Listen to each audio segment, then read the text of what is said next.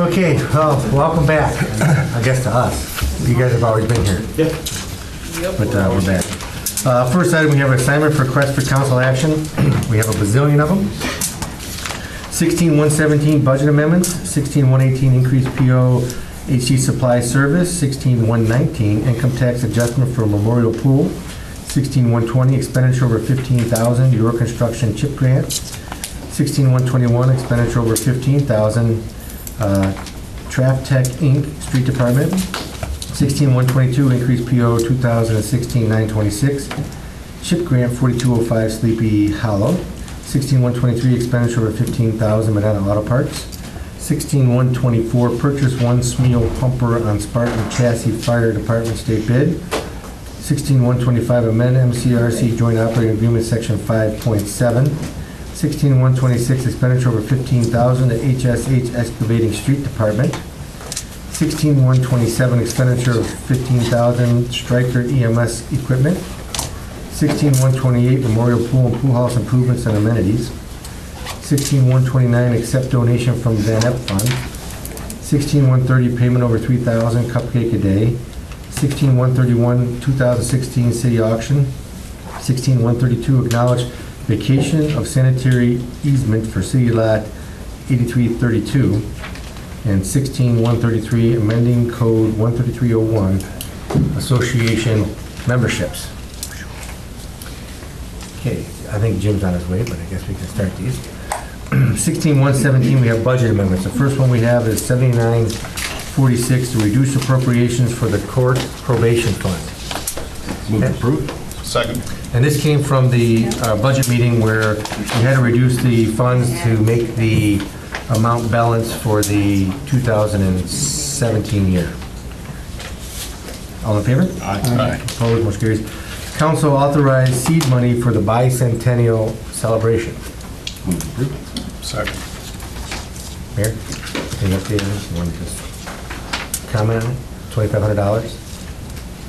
Yeah, I think we did this before, but never actually appropriated the money. We discussed it, but never actually appropriated the money, so this appropriation is just doing what we talked about a month or two ago. $2,500 for the bicentennial. All in favor? Aye. No opposed. 7832, donation of bicentennial committee, to the bicentennial committee of $252, I guess, is just a donation, and we have to appropriate the donation. Do we know who it came from, or is it? It came from the Medina Moms Club. Okay. They want specifically for a coloring book to sell for the bicentennial. And is that going to be worked through the committee? That's correct, yes. Move to approve. Second. Any questions? All in favor? Aye. Opposed, motion carries. 2022 Memorial Pool and Pool House renovation. This is just appropriate the money, I believe. Second. General purpose capital, the total increases the fund is 422,097, of which I believe the difference is already being, is in the account. Is that correct, Keith? I think it was 200 some thousand. Any other questions? All in favor? Aye. Opposed? Aye. 7978 high grass maintenance. Move to approve. Second. Nino. Thank you, Mr. President. We're asking for additional $3,000. We have approximately 71 mowings that were billable to date. I just talked to Councilman Simpson. I think most of the council members are aware, even though we had a drought, had a lot of properties neglected and not being taken care of. And typically $7,200, $7,000, $7,200 was adequate, but this year we're at the entire to take care of the processing invoices. We're behind by $250 as we speak. We still have all of September and October to go. Questions? All in favor? Aye. Opposed, motion carries. And 2016-27 donation for water feature Venice. Move to approve. Second. Nino, your name on this one too, right? This is a donation from Murray Van Epp for the mushroom water feature that was going to be plumbed in to purchase at a later date as part of the original design, and Murray agreed to fund it for the full project. Oh, for the pool? Yes. Any other questions on that? All in favor? Aye. Opposed? Do you want to do the addition while we're here? Oh, we do it here? Okay. There's one addition that everybody has in front of them. This is an addition that came from the Board of Control, as it was discussed. Mr. Pacoli can explain why these additional funds are needed, and then we can see what account they will come from. Thank you, Mr. President. We started with the original project to encapsulate a sanitary sewer line that's in the server room in an effort to protect the servers. So we did that project, or at least initiated on Friday.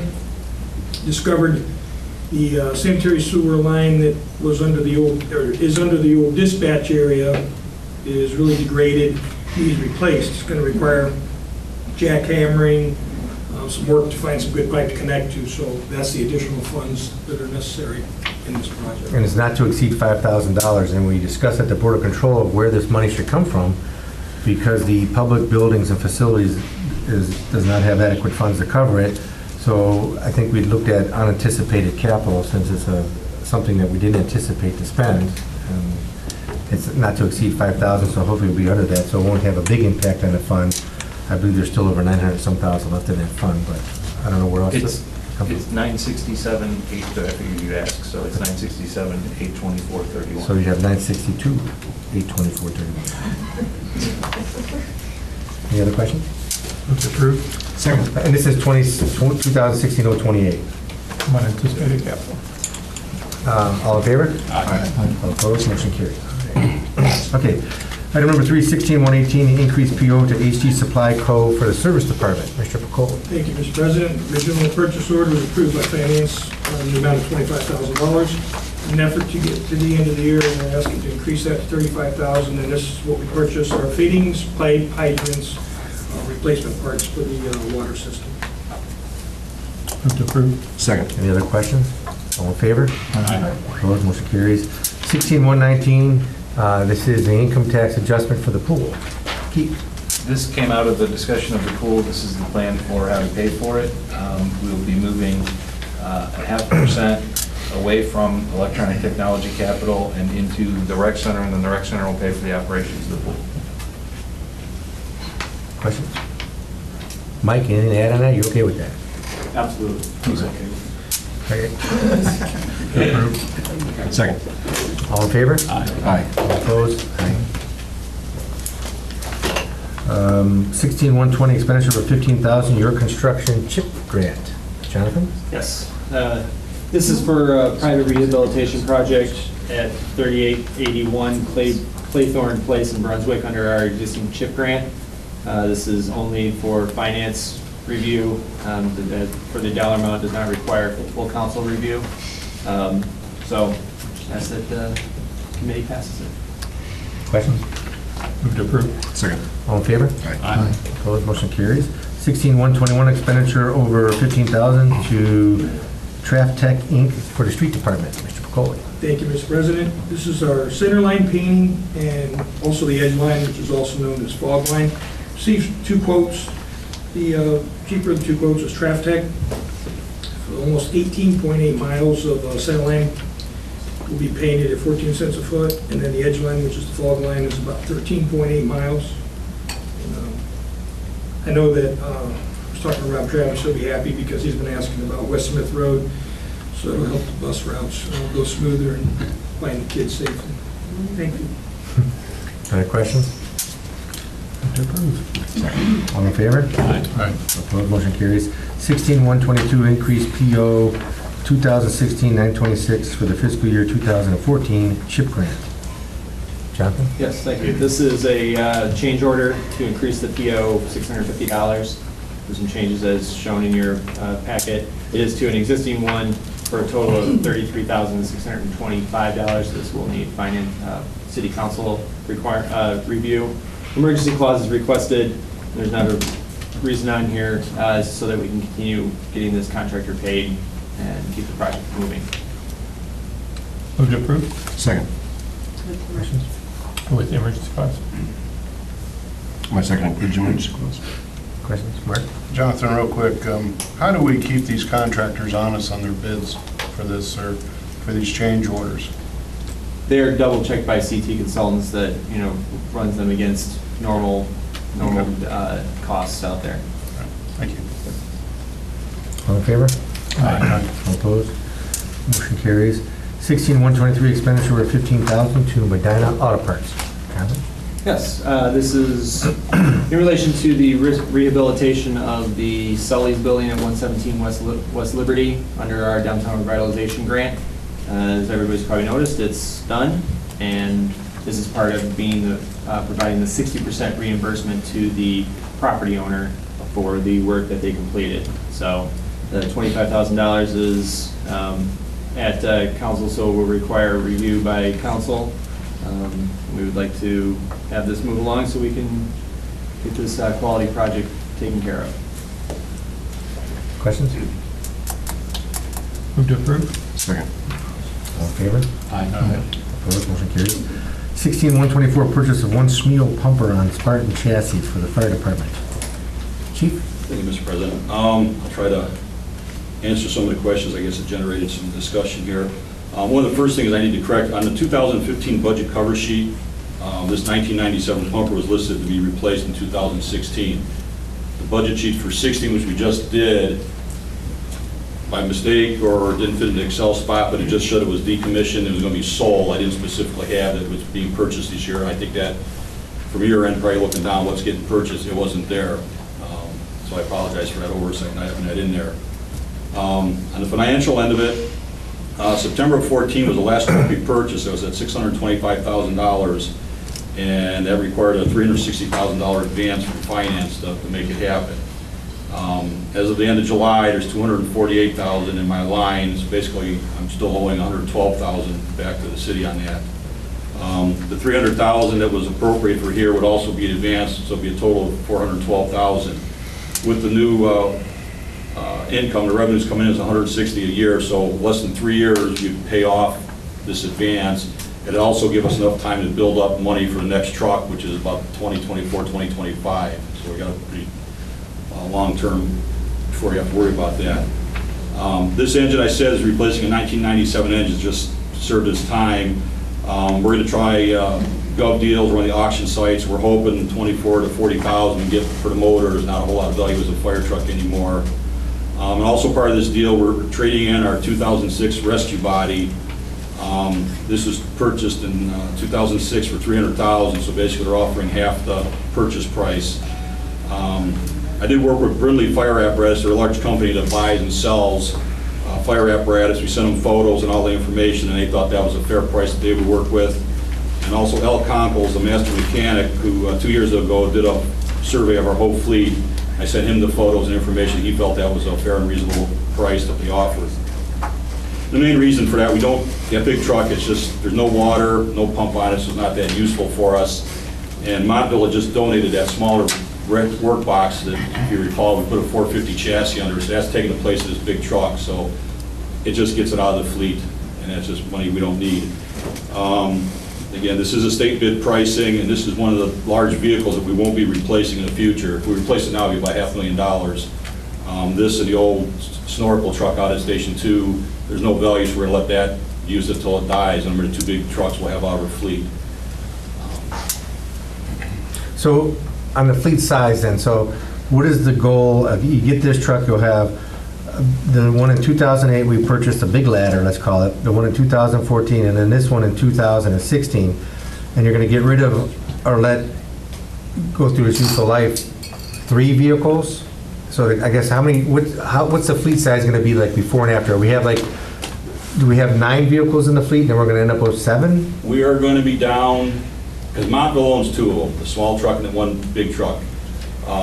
But that's going to reduce us down to 4 large vehicles once it's all said and done with. We'll have 1 big pumper at each station and 1 reserve truck. When I said that one in 24, 25, whether we buy a new truck and downgrade one of the old trucks to reserve status when that one goes, or just buy a cheaper truck, I won't be here in 2024, but that'll have to be their decision, or get a cheaper truck just to use it as a reserve pumper. But right now, we call it 3Rs in 1996. That's the best old truck we have. The mechanic said we should get 10 to 12 years out of it as a reserve pumper. So one goes in for repairs or whatever happens, we have another one, so each station keeps a frontline vehicle going. Right. Chief, so the rescue truck, that one we're turning in, the 2006, is it rarely used? I mean, haven't we always had a rescue truck in our fleet? Well, no, they used to have a bread truck years ago. We bought this in '06, but it was a big thing. Within about 3 years, everywhere in the county, they bought like 5 of them countywide, different vehicles, but ours was one that never had a pump or water on it. So really, now we have to send 2 vehicles, and that creates a logistical problem. We don't have the staffing to always get 4, 5, 6 guys to go on these vehicles. Plus a lot of equipment, when you look at it, you have this stuff you might use once every 10 years. So some of that equipment got moved on to other trucks, and a lot of it went onto our support trailer. So if we have that oddball situation, they'll just tow the trailer to the scene. So all of our bread and butter tools are on that little 450 chassis. It's cheaper, more maneuverable, and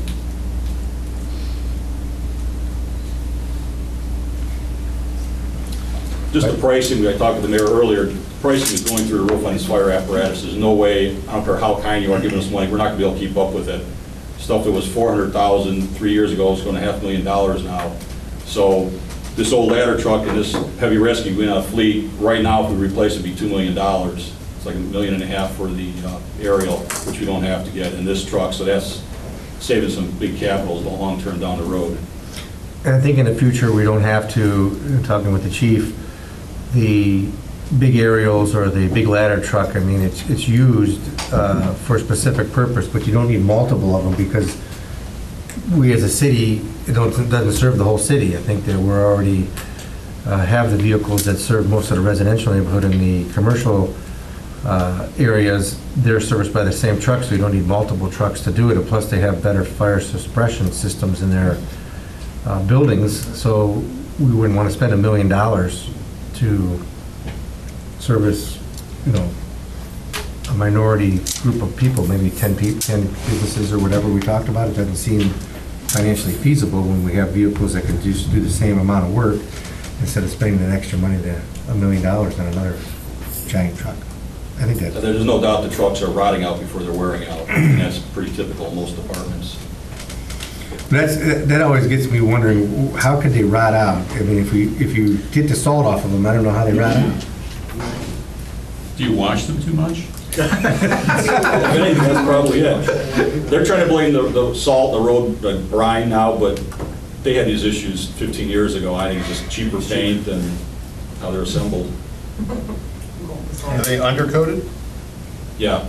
Do we repeatedly undercoat them, or just right Usually from the done factory and that's it? In fact, the last trucks we got, because of the brine, they're like, it's like an industrial paint, it's almost like an undercoating they're putting on the chassis and all the parts. That's what their solution is. Smeel, who bought most of our trucks through, they don't recommend the high pressure washer. They want a neutralizer spray because the high pressure gets into all the electronics, because there's sensors on every axle and brake and you name it under there, and that forces salt and everything and more moisture into them, and they burn out sensors quicker. So we had purchased a system last fall. They drive through, I think LST's been using their squads. It just sprays the undercoating, and then there's a neutralizer they spray on, and I guess we're not gonna know until 4 or 5 years down the road if it's effective or not. I have a question of Keith. They're asking for $224,000 cash up front when they deliver the chassis, and they'll deduct $6,250. Can we earn that much money on that if we held it until the truck was ready? Or could we earn more? I should probably ask that question. Historically, the last 2 trucks would prepaid it because we couldn't make as with. We couldn't? Not at today's interest rates. Okay. That hasn't changed much. Okay. All right. Thank you. Move to approve. Second. Any other questions? So remember now, this is the 3rd new one. But we're good until 2024, right? And Montville's bought 2 of them, haven't they? You want to write that down, Kathy? I wrote it. Big letter. He won't Comes be up here, again. but we're good. We just want to get everybody in their mind, 2024. Montville bought 2, and he's trading in one and getting rid of another one. Right. We're losing 2. Well, we don't need them, I guess is the point. I mean, we for our ratings and stuff, we may have too many trucks. Okay. And plus, if we bought this one in 2006, I get very nervous when I hear what we bought it, but we really can't use it. So why would we buy it to begin with? So at least these are pumpers, so when another one comes up that says, well, this is a good one we need to have, and it's not a pump or water on it, we should probably be cautious. That's why I asked. Okay, all in favor? Aye. All opposed? Motion carries. 16-125, amending MCRC joint operating agreement. Michael? Thank you. This is actually two items, the amendment to the JOA, section 527, and then, of course, the RFP, the request for proposal from a marketing firm to give us a proposal on what they can do with the sponsorship program. This has been to both committees, the School City Sponsorship Committee, which was assigned back at the last joint city-school meeting that we had.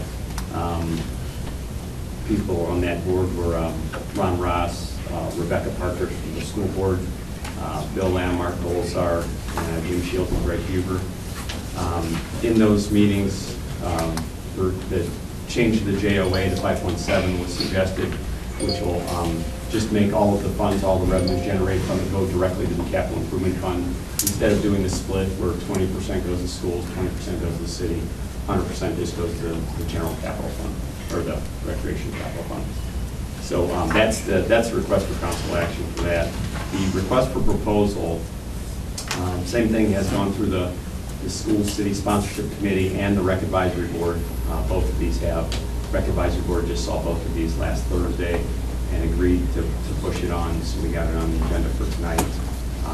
It's really, the RFP is more of a, have you guys get a chance to take a look at it and see what you think of it. It's the first one ever written, so honestly, I didn't think it would even make it this far without getting tore up. I know Greg's got some comments on it. He wants to make some suggestions and changes, and of course, his opinion on the whole, sponsorship idea. We did change it from a sponsorship to calling it a donation opportunity.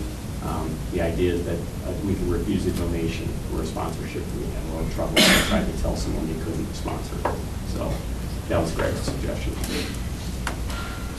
Greg, how do you feel?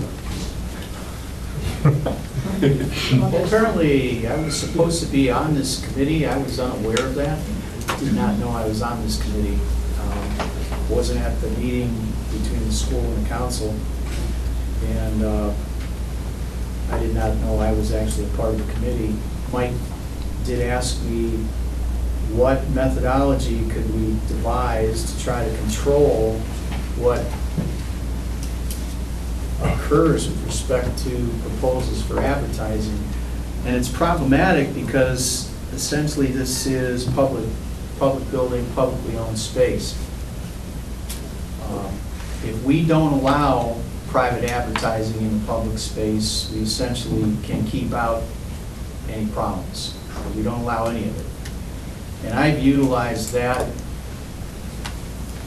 argument any number of times when people want to advertise upstairs in the rotunda, because we get a variety of different requests, especially around the finance department desk and in some of our displays. If we don't allow it, we just simply say we don't allow it. We are upheld in case laws in doing that. If we do allow private advertising in public space, it's problematic because we have, as a government entity, difficulty controlling the content of what might be proposed, and we have difficulty controlling who will be an advertiser. The donation idea essentially is an attempt to try to give us control, but the lawyers that I've asked to look at this are not real comfortable with the whole concept because it's not there's not a lot of law on this right now.